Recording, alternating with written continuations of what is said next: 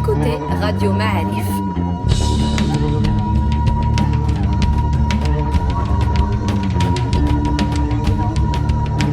Le podcast Histoire.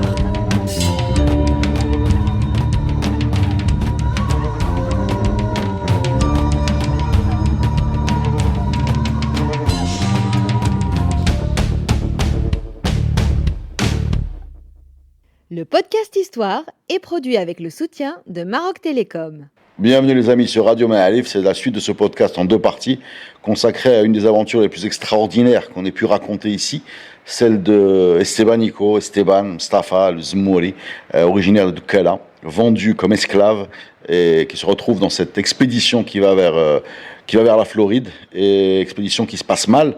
Alors on a parlé des ouragans et on va demander à Mehdi Rouilgued, professeur d'histoire à l'université de Bordeaux, de continuer à nous raconter la suite. Donc des ouragans, un débarquement catastrophique. Des désertions à Cuba, parce qu'une partie des conquistadors comprennent que l'affaire est mal engagée. Donc il y a carrément un et deux bateaux qui disparaissent dans la nature, qui arrivent à filer. Donc regardez, il part de la République dominicaine aujourd'hui.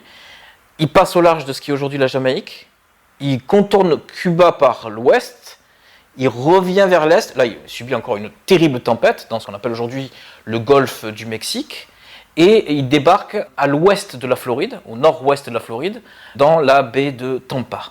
Alors, manque de chance pour eux, ils débarquent pas très loin de ce qui est encore aujourd'hui, paraît-il que c'est magnifique, je ne suis jamais allé, mais les Everglades, c'est-à-dire les marécages parmi les plus denses, où c'est qu'il y a tous les alligators, voilà. Donc, c'était pas le lieu, c'est mal tombé, voilà. C'est mal tombé, et d'emblée, bien sûr, on a vu des maladies aussi, on a oublié les ouragans, on arrive, tout de suite, ils sont accablés par le milieu ambiant, accablés entre le climat tropical, les marécages, l'agression constante des moustiques, entre diarrhée, malaria, etc. Et Cabeza de Vaca, c'est là où son livre est extraordinaire, et c'est ce qui en fait pour moi un excellent livre de chevet, c'est le fait qu'il rend compte en fait de cette atmosphère. Il parle des moustiques qui l'agressent, etc. Ce qui est en général rare, très rare. Si vous lisez par exemple la principale source qui concerne Magellan, Pigafetta, par exemple, il passe au large du Brésil, pas un mot sur l'immense forêt amazonienne, ou le climat, ou je ne sais pas, même la beauté de la baie de Rio, non, tout ça, non. Ce qui l'intéresse, c'est les conflits entre Magellan et ses officiers espagnols. C'est ça qui... donc, c'est complètement... Oui, c'est ethnocentré, tout est ethnocentré.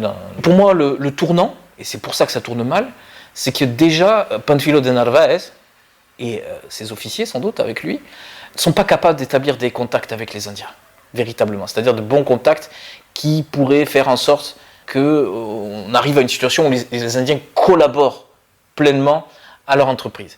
Ils arrivent, déjà ils trouvent des grands villages avec des grandes espèces de cabanes où, sans doute c'est une exagération, Cabeza de Vaca nous dit qu'on aurait pu entreposer 300 personnes dedans. Ils trouvent quelques filets et ils trouvent, et c'est dommage pour les Indiens, un petit peu d'or, une figurine en or. Et là, bien sûr, c'est ça qui ranime les cœurs et qui leur permet...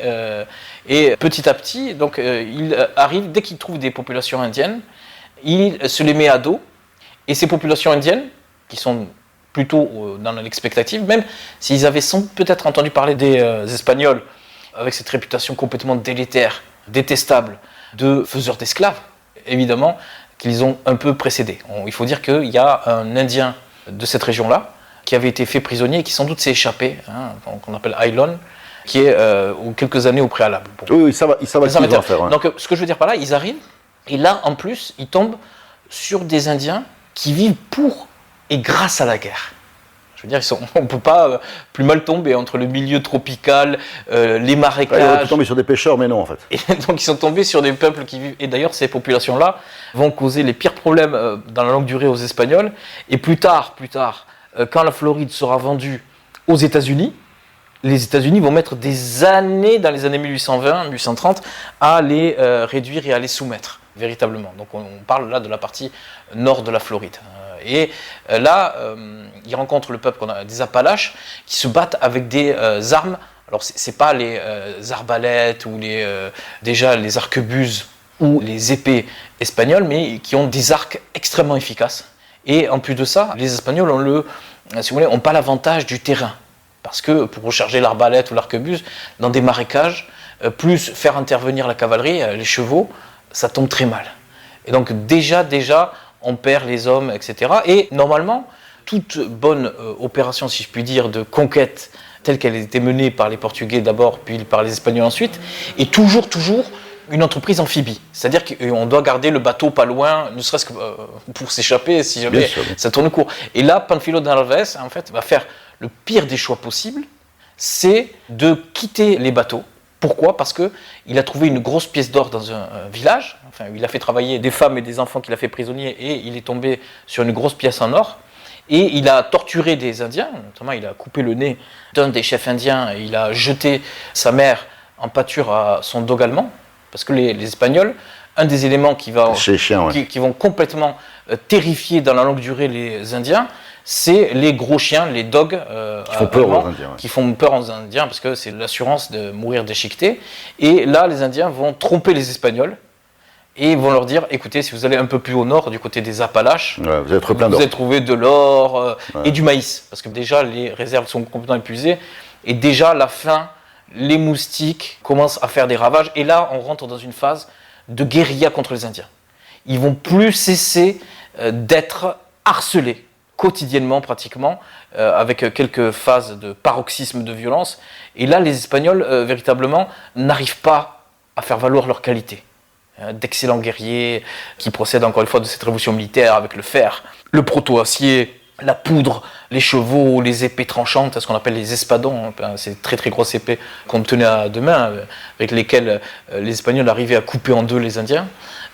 Évidemment, si ça vous intéresse, bien sûr, je ne serais trop conseillé l'excellent ouvrage qui donne la vision des Indiens de ces conquêtes, qui s'appelle La vision des vaincus, de Nathan Wetchell, qui a essayé de voir dans les sources si on pouvait, jusqu'à un certain point, reconstituer la vision des Indiens de l'autre côté. Donc c'est un petit peu ça. Et donc, si vous voulez, plus cette expédition s'enfonce à l'intérieur des terres, plus elle a tendance à se déliter. Elle se délite en plus de ça, contrairement évidemment à ce qui s'était passé fort heureusement pour les Espagnols au Mexique, avec Hernán Cortés, ils ne trouvent pas sur place de peuple entier sur qui s'appuyer. Ça, c'est une très très très grande différence.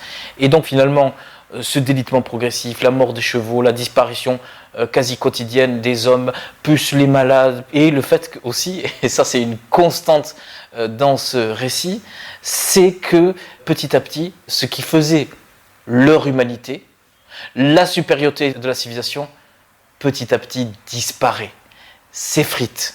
En effet, plus l'expédition dure, plus les Espagnols perdent leur habit. Et finalement, les quelques survivants, donc les 4 survivants de cette expédition qui comptait pourtant plusieurs centaines d'hommes, entre 700 et 800 hommes, eh bien, vont finir tout nus, avec juste un tout petit caleçon. Et ça, il n'arrête pas de le répéter dans son récit. Et s'il le répète, c'est bien entendu que c'est un point saillant, c'est sans doute un point fondamental, c'est le fait que, et bien plus tard, c'est ce qui intéressera bien sûr Echeverría, donc, qui est le réalisateur mexicain qui a fait un très très bon film en 1991 qui s'appelle Cabeza de Vaca, que vous pouvez facilement trouver, je crois qu'il est même sur YouTube en accès libre. Évidemment, c'est le fait que ces Espagnols ont progressivement, en perdant militairement, ils ont perdu aussi tout ce qui faisait des Européens.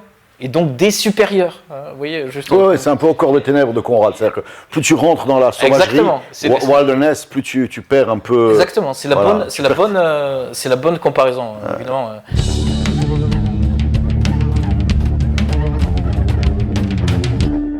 Donc ils font le choix.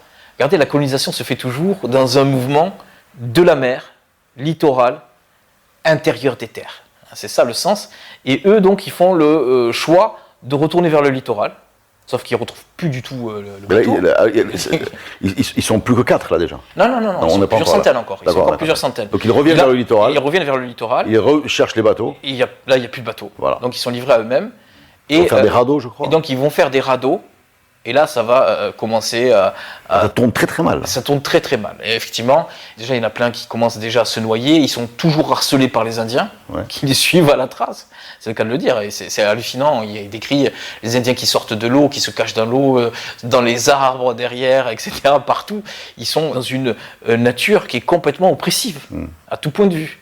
Et évidemment, parmi les éléments auxquels je faisais référence, du fait qu'ils perdent leur identité, donc leur supériorité, c'est la faim des chevaux. Il y a évidemment ils en mangent, je pense. Alors, pour être contraint pour manger un cheval, c'est que vraiment, c'est un peu la faim. Alors, il faut dire aussi, cette expédition, j'ai envie de dire, elle est plurielle. Hein. Vous avez, à l'intérieur, vous avez des Grecs, quelques Indiens de Cuba, parce qu'il en reste encore quelques-uns, des Noirs, des esclaves, des Portugais, des Espagnols. Hein. Alors, Portugais-Espagnols, de quelque côté qu'on soit, on les retrouve toujours dans ces expéditions. Tant du côté portugais que du côté espagnol, il y a toujours un mélange, une interpénétration très prononcée entre les deux. Et puis il y a aussi des tensions, si je me rappelle bien, sur les choix. Est-ce qu'on rentre, est-ce qu'on revient, alors, bien sûr, il y a alors derrière, c'est toujours présenté sur ce qui est le fil conducteur de toute la littérature du siècle d'or, qui est ce qu'on appelle la honra. La honra, c'est-à-dire l'honneur, mais l'honneur avec un H majuscule.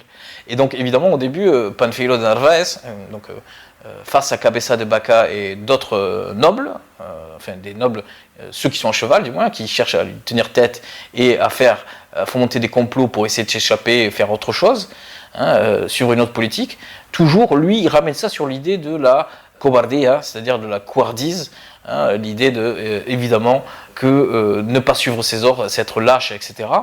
Et finalement, ils font des radeaux.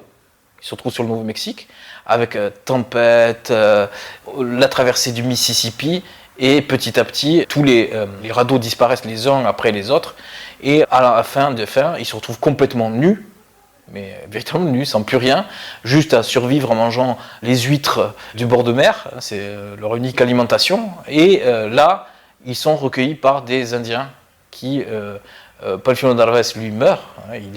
Il meurt tout seul sur son radeau. Sur son radeau, il n'était pas tout seul, en vérité, ça c'est un peu le film, mais c'est vrai que l'image nous parle. Hein, c'est un peu la métaphore de ce qui est le fait que la mer dévore. De l'échec, c'est l'échec. C'est l'échec absolu. C'est l'échec total. Ouais. C'est l'échec absolu, et la mort vient donner un point d'or. Et elle vient à la fin. Lui-même est décrit comme quelqu'un qui a petit à petit, entre guillemets, on dirait aujourd'hui, perdu les pédales. Oui, bien sûr. Il est complètement désorienté, et surtout, il y a une démoralisation qui vient, qui précède, en fait, qui annonce et qui, d'une certaine manière, détermine la mort toujours du personnage. C'est-à-dire, avant de mourir, ils ont déjà abdiqué.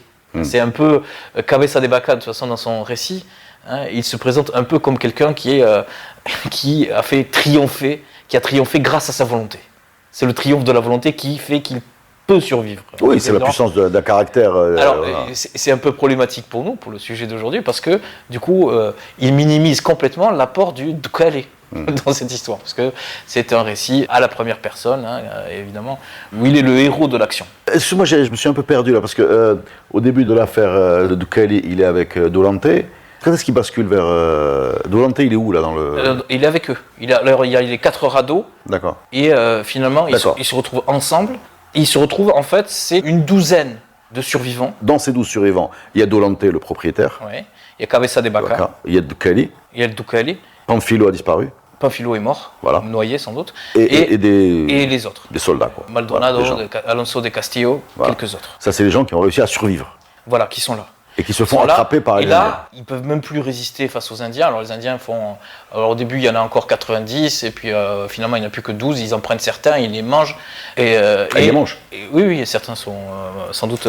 Et pire que tout, certains Espagnols, toujours dans ce processus de perte, de leur chute absolue de leur identité et bientôt de leur humanité, eh bien, finissent par s'entre-dévorer entre eux. Oui. Et c'est à ce moment-là où les Indiens les massacrent. D'accord. Parce que c'est quand même un renversement total, étant donné que au début, la colonisation espagnole était motivée, était d'une certaine manière justifiée par le fait que les Indiens étaient censés être des cannibales. Voilà. Et donc évidemment, confère le chapitre de Montaigne, les cannibales, l'autre, on appelle sauvage ce qui n'est pas de notre usage, c'est la phrase un petit peu de Montaigne, dans son chapitre Les cannibales.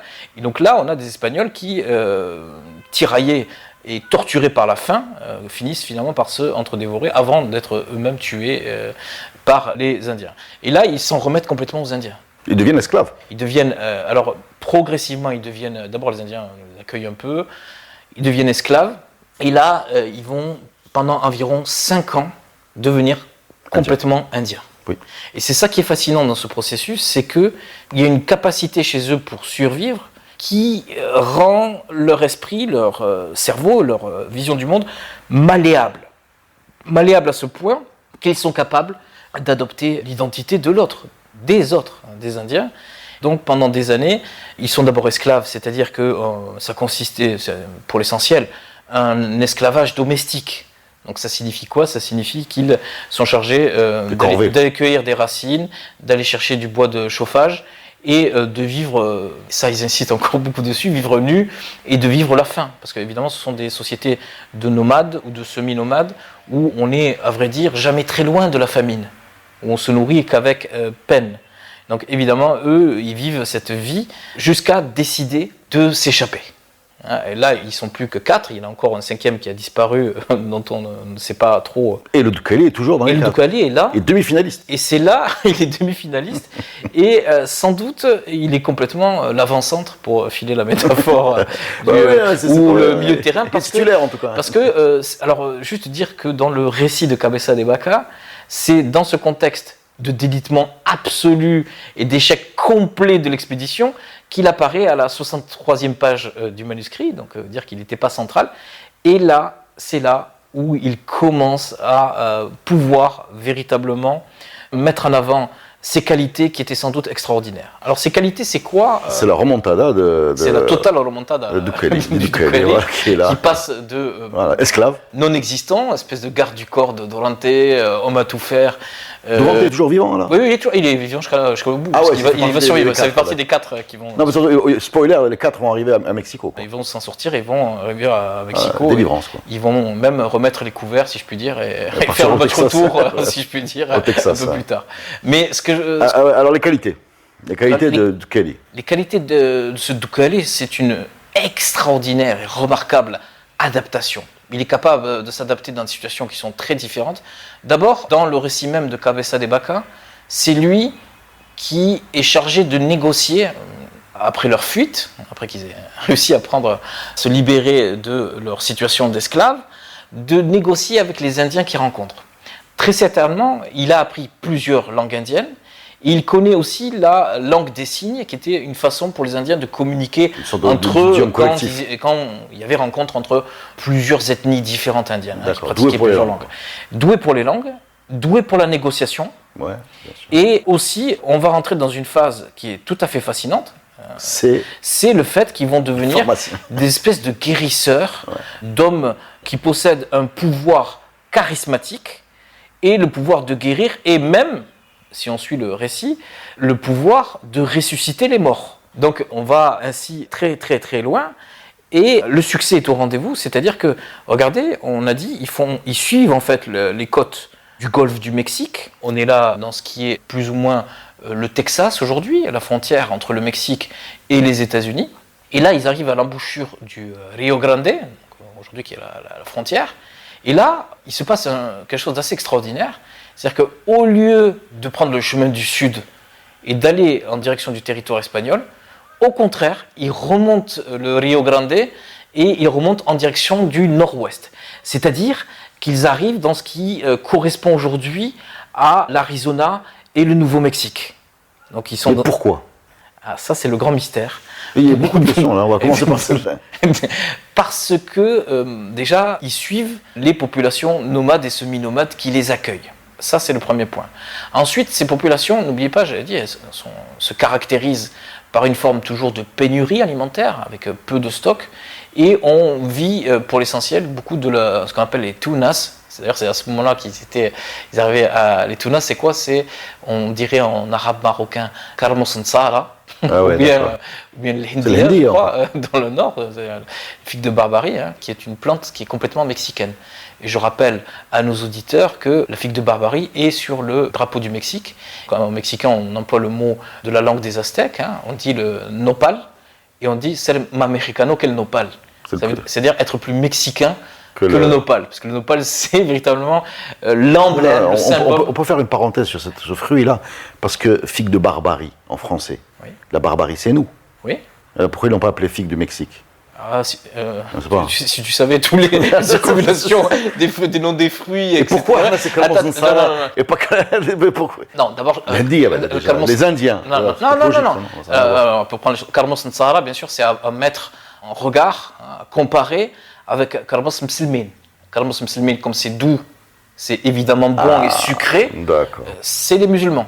Donc les autres, dans la mesure où il y a du chouk, où il y a des épines, et que c'est difficile à manger, vous savez comment on fait, on coupe les extrémités, c'est un de mes fruits préférés.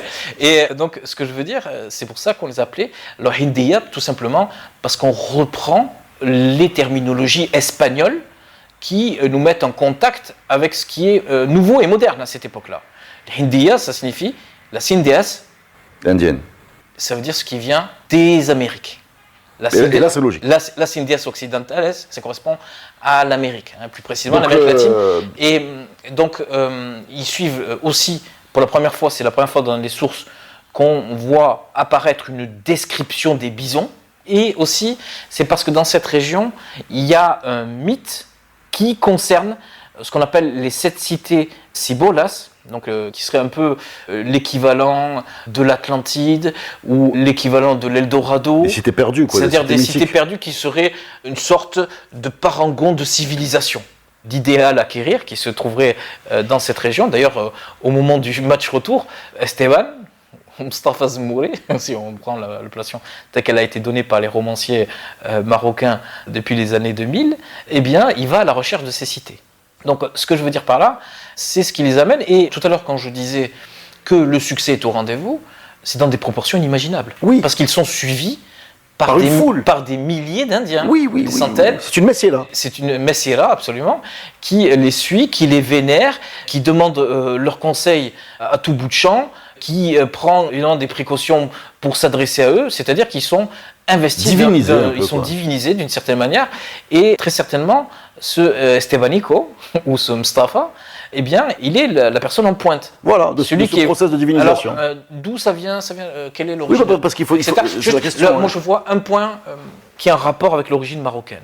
D'abord, cette capacité à négocier confère l'admirable article de Abdelahad Sebti sur les Ztata, c'est-à-dire que il s'est traversé les terrains. C'est-à-dire que l'espace est divisé entre tribus, par définition en rivalité, voire en conflit les unes contre les autres. Donc évidemment, cette structure éclatée, même si c'est plus complexe que ça, vous donne la capacité à sans arrêt négocier les uns avec les autres, etc. Puis évidemment, la dimension magico-religieuse, reliée ou complètement déterminée par la guérison, le rapport à la maladie, elle existe aussi, bien sûr, elle est prégnante dans certainement... Non, mais est-ce qu'à la base de cette réputation incroyable de guérisseur, est-ce qu'il y a eu une guérison? Probablement. On dit que oui. Et lui, même, il dit ça va même plus loin que ça, puisqu'il affirme avoir redonné la vie à un mort. Ça va quand même très loin. Mais qui dit ça? Cabeza de Vaca. D'accord. Alors lui, c'est un massage cardiaque, je sais pas. C'est possible, pourquoi pas? Non. C'est en fait, comme dans son récit, il craint les foudres de l'Inquisition, dont il savait qu'il ne manquerait pas de lire son récit. Il présente ça à la façon du Christ qui a ressuscité Lazare. Donc lui, d'une certaine manière, il christianise son récit pour essayer de ne pas être par la suite persécuté, accusé d'hérésie ou de sorcellerie. Bon, on est devant un miracle, mais je dis au sens sportif. Le bonhomme, ils sont à 4, ils sont au fond de la chaîne de la structure sociale, géographiquement loin, perdus, en fuite, et ils se retrouvent suivis par des centaines, on parle, ou plusieurs centaines de personnes, considérées comme une sorte de chaman, qu'on invite de village en village, de communauté en communauté, pour leur capacité à guérir, voilà. Donc, est-ce qu'il serait fou d'imaginer qu'à la base, il y ait effectivement une petite maîtrise de quelques plantes qui ait pu soulager des gens? Je ne sais pas. J'ai du mal à imaginer qu'il n'y ait rien à la base de ça, quoi. Je trouve ça étrange, quoi, en fait. Alors, c'est possible. C'est possible qu'il y ait peut-être une connaissance préalable de la pharmacologie. Parce que le Ducali, il est à la pointe de c'est le boss de... C'est ça, mais même si... il a gagné, là. comme vous savez, on écrit toujours l'histoire en vainqueur, comme c'est Cabeza de Vaca qui relate cette histoire, il a tendance un peu à se donner le beau rôle, le rôle principal. Mais il affleure de ci, de là, en fait, que c'est derrière lui, c'est bien Esteban qui est là et qui arrive à guérir, etc.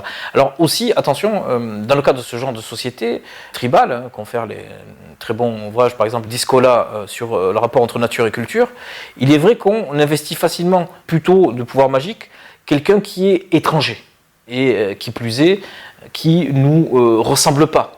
Bien sûr, blanc, je comprends. blanc ou noir, etc. Donc ça, à l'évidence, ça a facilité la tâche, mais ça n'explique pas le succès de ces quatre, je vais dire de ces quatre zozos, parce que évidemment, Non, mais c'est vrai, tu as raison, ça pourrait presque être comique de les imaginer comme ça, divinisés, partant à poil en train de manger des huîtres et d'éviter avec la malaria, à moitié divisés. Mais est-ce qu'on ne peut pas imaginer aussi une chose, quand on lit les récits des conquistadors, je pense en particulier à Cortés, il a bénéficié effectivement d'une aura un peu surnaturelle, due au fait qu'il y avait la légende du serpent à plumes, etc. Bon, je sais, on n'est pas dans le même monde, on est dans le même peuple, mais est-ce qu'ils n'auraient pas eux aussi bénéficié d'une sorte d'aura surnaturelle due à leur côté un peu extraterrestre, des gens qui viennent d'un autre monde, oui. On ne sait pas d'où ils viennent, qui sont ces gens, enfin pas tout le monde, vu que les premiers les ont. Puisqu'on va spoiler un peu la fin, à la fin du 19e siècle, le 19e siècle c'est le siècle positiviste, où on aime beaucoup les monographies, on lisait les monographies entre guillemets ethnologiques. Il y a un ethnologue américain qui est allé dans le peuple, au sein du peuple Zuni. Le peuple Zuni, c'est le peuple du Nouveau-Mexico, une partie de l'Arizona aussi, et il a cru reprendre la légende, qui est la légende d'Esteban.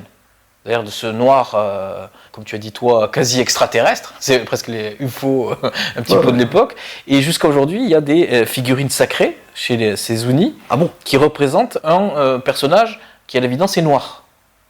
Hein, c'est la base de cette art. On parle de 19e siècle, là. Oui, c'est le 19e. Mais et donc, à la fin du 19e siècle, on parle, alors ce serait maintenu, il faut vraiment le conditionnel est de rigueur, il faut quand même être un peu prudent avant de s'avancer, mais d'après cet ethnologue américain, à la fin du 19e siècle, on gardait encore la mémoire de entre guillemets, de ce personnage noir, complètement surnaturel et guérisseur, qui serait venu. Et ensuite qui aurait donné toutes ces poupées qui sont une des caractéristiques de l'artisanat Zuni, donc de cette région du Nouveau-Mexique aujourd'hui. Il devait y avoir quelque chose, hein. D'accord. Il n'y a pas de fumée sans feu, c'est certain. Oui. Mais au moins une capacité, une sorte de charisme qui impose quelque chose aux gens. D'accord. Moins que ça, c'est pas possible. Et donc, ce que je veux dire aussi, c'est que juste à côté de ces Zuni, il y a ce qu'on appelle dans ce coin-là, il y a les pueblos. Alors, pueblos, c'est quoi ? Pueblos, ça veut dire en espagnol les villages, c'est-à-dire une société qui, contrairement à leurs voisins, est une société sédentaire qui vit de l'agriculture, avec une monumentalité remarquable. Et donc, évidemment, c'est cette capacité aussi, vous voyez, l'adaptation, tout à la fois à traiter avec les sédentaires, les nomades, les semi-nomades, etc. Mais moi, ça ne m'étonne pas pour un Marocain. Enfin, je le dis sans patriotisme. J'ai l'impression qu'à ce jour, on est des gens qui sont adaptables, quoi. Enfin, et le fait que les Marocains aient émigré partout sur la planète témoigne aussi d'une capacité à comprendre vite comment ça marche et à s'insérer dans des environnements qui nous sont étrangers. Et c'est peut-être ce qu'il a fait. Peut-être que ce Kali est le premier migrant marocain, ou conquérant, ou ambassadeur, ou je sais pas, appelle-le comme tu veux. Non, très bien. Non, il y a certainement quelque chose comme ça. Donc, il remonte toujours plus au nord. Et là, dans ce qui correspond plus ou moins à la frontière entre les États-Unis et le Mexique, donc dans cette partie nord-ouest, il descend, en fait, il longe la Basse-Californie, mais du côté du continent. Il descend, et là, à ce moment-là, les Espagnols font des razzias, tout simplement pour faire des esclaves. Et c'est à ce moment-là qu'ils rencontrent, 7 ans après, des Espagnols qui sont absolument médusés, stupéfaits. Je pense qu'une rencontre extraterrestre, ça aurait presque le même effet, de rencontrer en fait des non-indiens dans cet endroit-là. Évidemment. Sachant que tout le monde connaissait le désastre de l'expédition, dont ils pensaient qu'il n'y avait aucun. Oui. Alors après, pour ce qui concerne à proprement parler l'expédition de Panfilo de Narváez, qui avait laissé sa femme, qui est aussi une grande noble à Cuba, Cuba avec Hispaniola étant les deux bases, les deux hubs, comme tu as dit tout à l'heure, de la pénétration espagnole en direction du continent américain. Eh bien, il y a une expédition de secours qui a été lancée, qui elle aussi n'a pas très bien tourné, et qui a été obligée de rebrousser chemin, parce qu'elle ne les a jamais retrouvés. Donc on pense qu'ils ont été complètement anéantis. C'est des gens qui sont allés les chercher, ceux-là. Oui, il y a des gens qui sont allés les chercher. Non, sa femme est restée, mais c'est elle qui est à l'impulsion. Qui a financé, je pense. Qui a financé. Elle a financé le secours, oui, d'accord. Les Espagnols médusés les ramènent à Mexico. À Mexico, la capitale. Ah, et là, ils sont direct la cour, quoi. La cour, et leur récit est tellement incroyable que le vice-roi, qui est un personnage omnipotent, va exiger de Cabeza de Vaca qu'on mette par écrit cette histoire. C'est 8 ans d'errance. C'est ça, 7-8 ans d'errance, absolument extraordinaire. Et c'est pour cela que le récit de Cabeza de Vaca, qui est notre source principale, fourmille véritablement de descriptions anthropologiques sur la façon de vivre des Indiens, sur les paysages, sur aussi leur alimentation, le mode de vie. C'est absolument extraordinaire, avec quand même une finesse. On dit en espagnol, on dit une agudeza, c'est-à-dire une perspicacité, une sagacité. Oui, il y a quelque chose de reporter chez lui, qui n'était pas dans les récits classiques, qui était déjà, pour une raison, c'est qu'il a été obligé de s'intéresser à son environnement, vu qu'il était contraint d'y survivre. Il n'arrivait pas comme un conquérant, mais par le bas de l'échelle, c'est-à-dire avec l'humilité qu'impose une situation sociale catastrophique. Et il y a un côté un peu, j'ai presque envie de dire reporter, dans ce document, vous pouvez le trouver facilement sur Internet, hein, c'est pas quelque chose de très dur à trouver. Et j'ai cru comprendre aussi que leur récit, il va non seulement être consigné par écrit au niveau de la cour du vice-roi, mais il va être aussi répété et répété. On leur demande de raconter ça, ils vont être invités partout, ces gens-là. Oui, ils sont un peu comme des conteurs officiels, quoi. Ils sont un peu la coqueluche de la cour de Mexico, hein, qui est une cour coloniale. Et évidemment, ça fait grand bruit, et jusqu'à aujourd'hui. Le fait que l'historiographe du roi, de l'empereur, Charles Quint, qui est quand même l'homme sur le premier empire du monde, sur lequel le soleil ne se couche jamais, ait consigné lui aussi cette histoire, à partir des témoignages, évidemment. Le fait que Charles Quint ait exigé lui aussi d'avoir cette part de ce récit, donc c'est aussi une façon de s'approprier un récit qui est tout bonnement extraordinaire. Donc, ouais. Et le Ducani va être... Alors c'est drôle, parce qu'au bout de 8 ans, on se demande bien qu'est-ce qui restait en lui d'esclave, mais il a été officiellement affranchi à ce moment-là, je pense. Il a franchi, c'était assez courant, en fait, un peu dans le sillon de la tradition romaine, c'est-à-dire que dans des conditions données, bien préalablement expliquées, eh bien, on affranchissait les esclaves, et donc, du fait de cet exploit, du fait aussi, d'une certaine manière, il faut bien voir qu'il est resté fidèle quand même au régime colonial, à l'establishment colonial. C'est-à-dire qu'il aurait pu, peut-être, probablement, c'est une hypothèse, abandonner ses maîtres et aller jusqu'au bout du processus, c'est-à-dire devenir complètement indien. Mais il ne l'a pas fait. Ça n'a pas été exactement son choix. Mais on est bien d'accord qu'en termes de rapport, je ne vais pas dire formel, mais informel, entre lui et Dolante Cabeza, il n'y a rien de rapport de maître à esclave. Là, on a, Non, du moment où ce qui faisait leur part d'identité, c'est-à-dire les hiérarchies, ont volé en éclats, ont complètement disparu. On est sur la compétence. D'ailleurs, c'est à ce moment-là, encore une fois, qu'il apparaît dans le récit, qu'il existe. Au sens, attention, les esclaves, on ne les regardait même pas. Hein. Les dames de la cour se mettaient à nu devant... Parce que les esclaves étaient un objet. Oui, on ne le voit pas. Il n'existe pas en tant qu'humain. Ça n'existe pas. Ça, c'est notre vision à nous de l'égalité rousseauiste issue de la Révolution française. Mais ce que je veux dire par là, c'est que, à proprement parler, on lui reconnaît, et d'ailleurs, il est le dernier à être cité dans le récit. Ouais. Le récit s'achève. Il s'impose dans le récit par ses compétences. C'est-à-dire que la chute, ce qui vient clore ce récit extraordinaire, d'une histoire extraordinaire, véritablement d'une épopée, d'une odyssée, à la différence près que Ulysse et son Odyssée, c'est complètement fictif, alors que là, c'est tout à fait réel. Je veux dire par là, comme cette histoire concerne, en fait, la genèse des États-Unis, vous avez plein de chercheurs qui, à partir de la fin du siècle dernier et jusqu'à aujourd'hui, et plus que jamais, avec la mode du wokisme, etc., qui se sont amusés à aller chercher les traces de ces 4, j'ai dit quoi tout à l'heure, ces 4 zozos qui ont parcouru à pied 4000 km, qui sont passés du statut de conquistadors pur et dur, de massacreurs d'Indiens, ensuite à chaman, ensuite à naufrager sur des radeaux au milieu du golfe du Mexique, à traverser le Mississippi dans des conditions rocambolesques, à être accueillis par les Indiens, ensuite devenir esclaves, à subir le sort et la misère des Indiens de cette époque, à rester nus,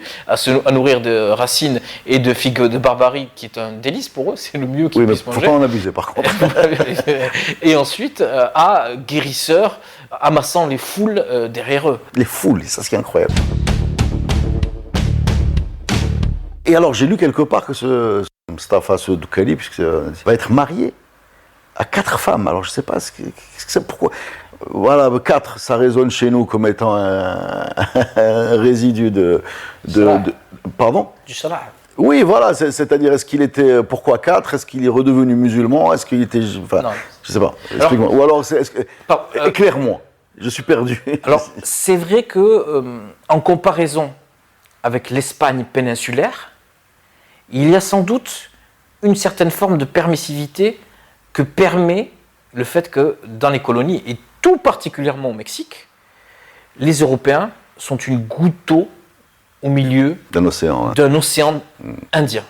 Et notamment, on sait qu'un certain nombre de conversos, c'est-à-dire de gens d'origine juive ou musulmane, se sont installés en Amérique et ont réussi à avoir des carrières, notamment c'est le cas du très très célèbre homme de lettres, qui est un des grands hommes de lettres du siècle d'or espagnol, qui est Mateo Alemán, qui s'installe au Mexique. Ce que tu es en train de dire, c'est que la mainmise de l'Église était moins forte là-bas. C'est pas qu'elle est moins forte, c'est qu'elle est plutôt concentrée en direction des Indiens.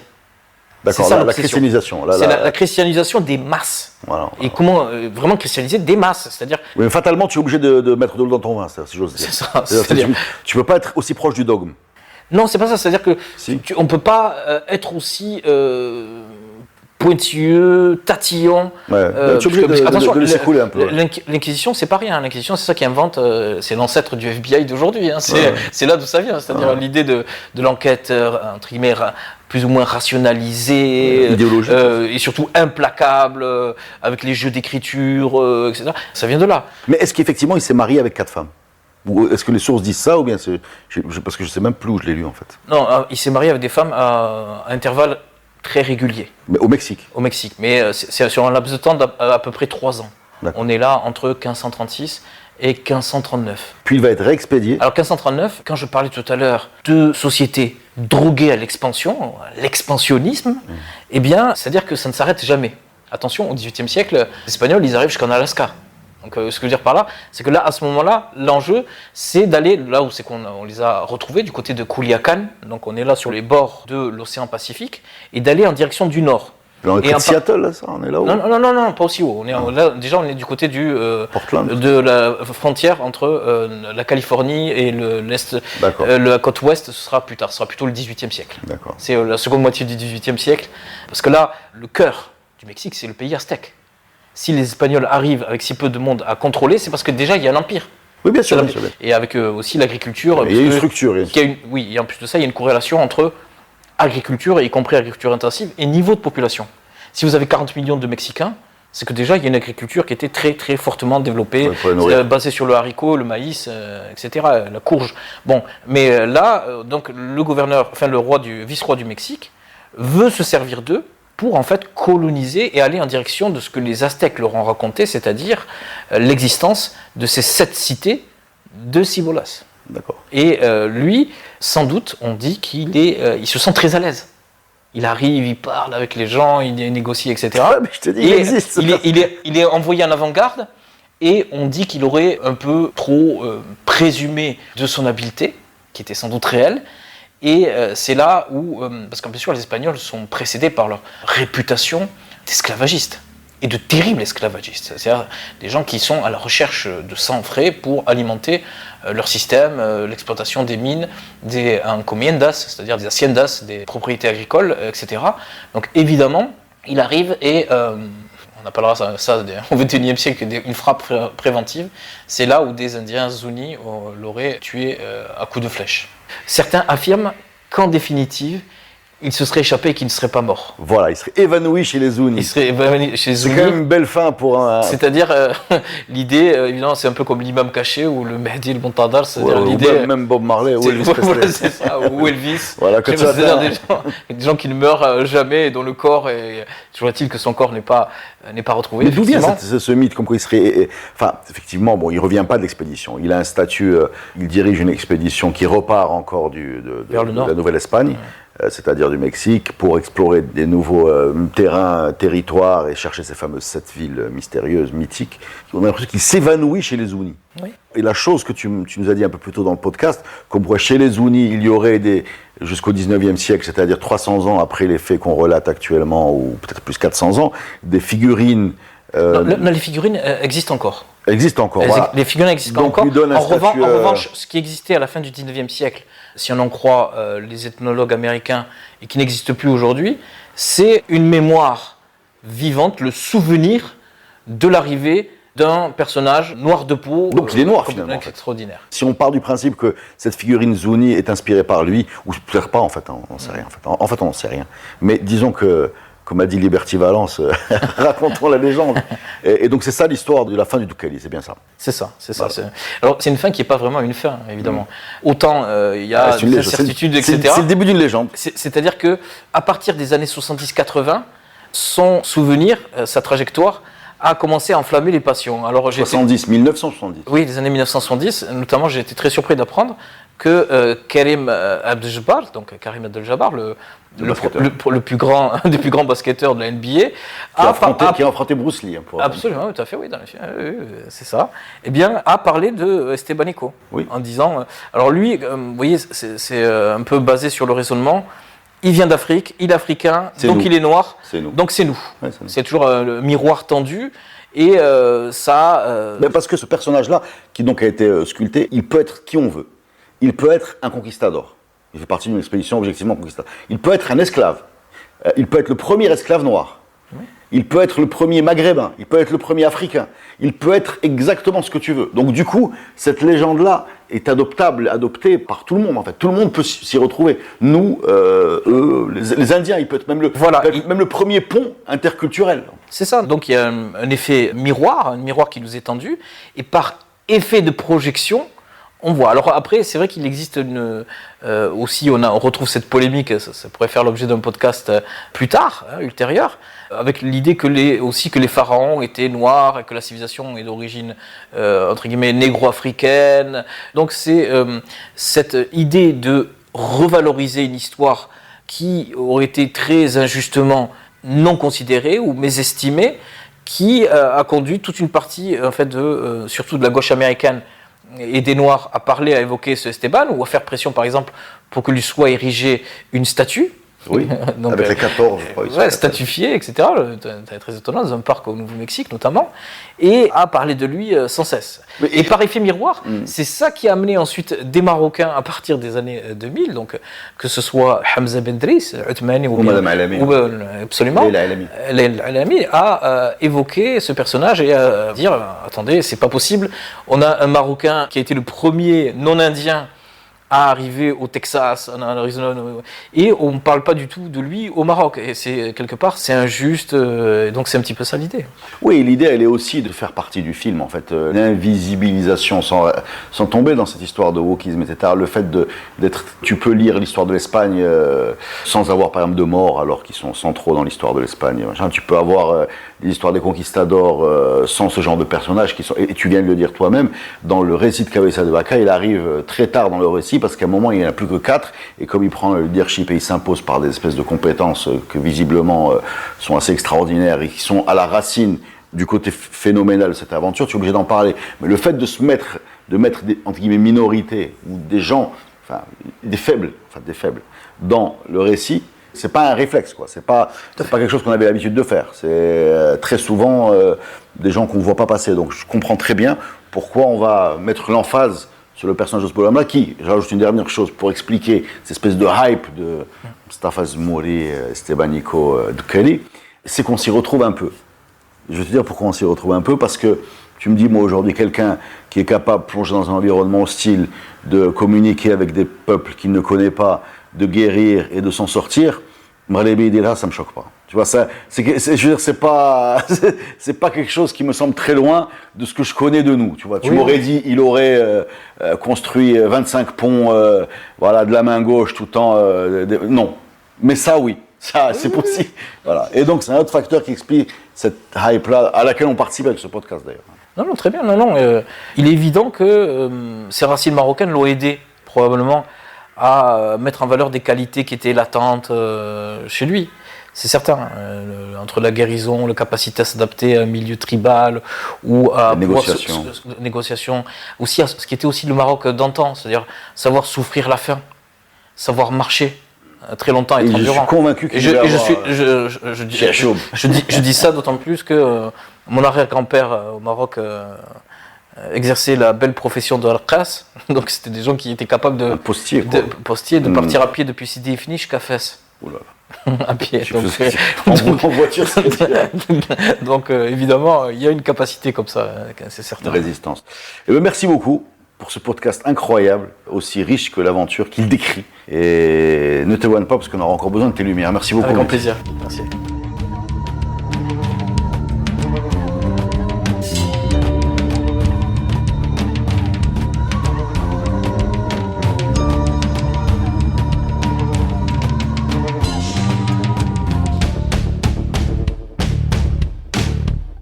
Le podcast Histoire est produit avec le soutien de Maroc Télécom. Maroc Télécom, un monde nouveau vous appelle.